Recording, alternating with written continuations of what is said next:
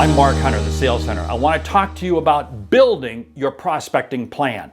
I'm going to walk you through 10 steps here. Now, when I say building your prospecting plan, you see there's some background work that you have to do. You've got to get in place first before you can think about, hey, where do I find prospects? How do I set up a prospect? You have to build out what it is that you do. And there's some background information, some background insights, and I'm going to share that with you right now. And I do hope you click subscribe because I put a new video out like this every week. Let's get into it. 1, know the need that you satisfy your customers with. You see, what I find so many times is when I'm working with salespeople, they can't even express what it is that they do, how they help customers. Well, how in the world can you sell anything if you don't know what it is that you do? Not what you sell, but know the need that you fill with your customers. You see, if you can't identify and articulate your need, how in the world could you begin prospecting? 2, ICP, your ideal customer profile, your persona of who it is that you want to be going after. You see, I can't go after anybody who has a heartbeat. My dog has a heart. My dog is not buying anything from me. You see, I have to go after a very targeted, very focused. So I got to develop my ICP. I've got videos out there on that, how to define your ICP. Go out there, check them out. But the whole thing is, you got to get tight, you got to get focused, because this is going to change how you actually go about and do your prospecting. Number 3, what's your profile say? What does your profile say? As you begin prospecting, you're going to have customers, you're going to have prospects that are going to go out on the internet and they're going to look, who is this person? Who is this? What does your profile say? And does your profile line up to what it is that you do?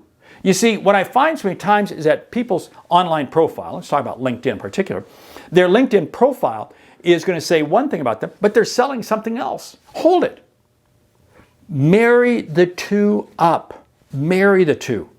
Make sure it's so when people Google you online, search for you online, what they see about you lines up with what it is that you provide.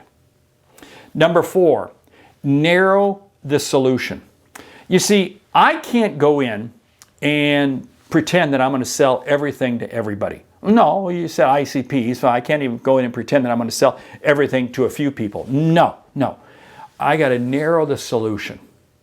You see, when I build out my prospecting plan, I have to be very focused as to what it is that I'm trying to sell.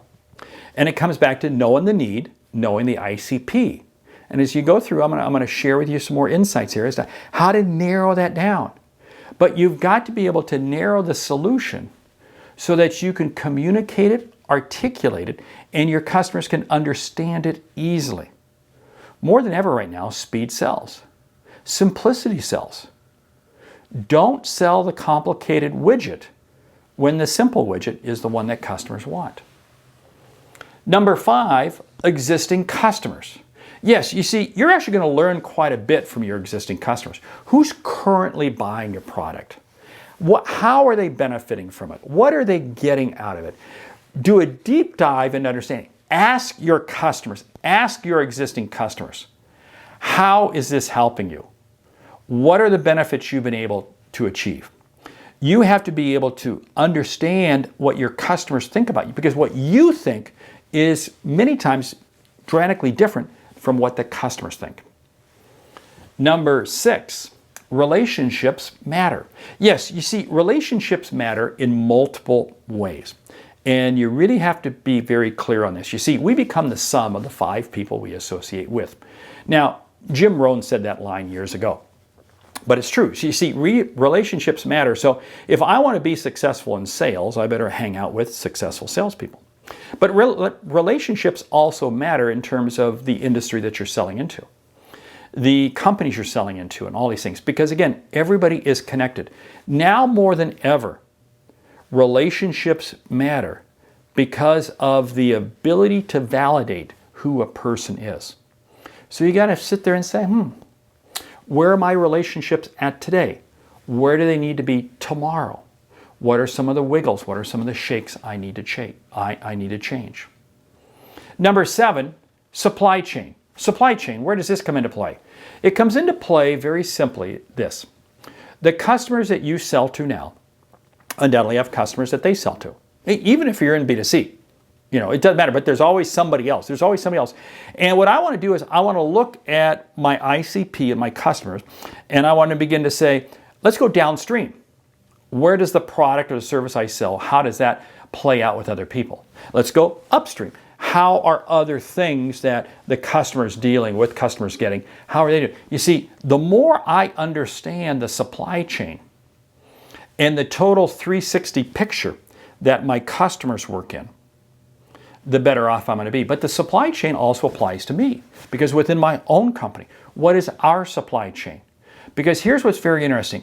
There are many times strong relationships that we've never nurtured. Because think about this. People who are in your company's supply chain, they have a vested interest to see you do well, right? Because if you do well, then they do better, right? You see, take advantage of people that are in your own supply chain. Same thing with your customers. You see, who are in your customer's supply chain? Remember, they want that customer to do well, because when they do well, they do well. You see, what's very interesting is when I'm looking at building out my prospecting plan, I have to see all of the resources that I have. And this is probably one area that gets overlooked more than anything else. Number 8, industry leader. You need to be seen, and you need to begin positioning yourself right now as an industry leader. Because again, nobody does business with losers. Now think about this for a moment. You're a customer, and you have two salespeople calling on you, and we'll say they sell the exact same thing. One of them is an industry leader, and one of them is a loser. Well, who are you going to talk to? You're going to talk to the industry leader. You see, before you get going, you have to begin positioning yourself. You have to begin positioning yourself right now as the industry leader.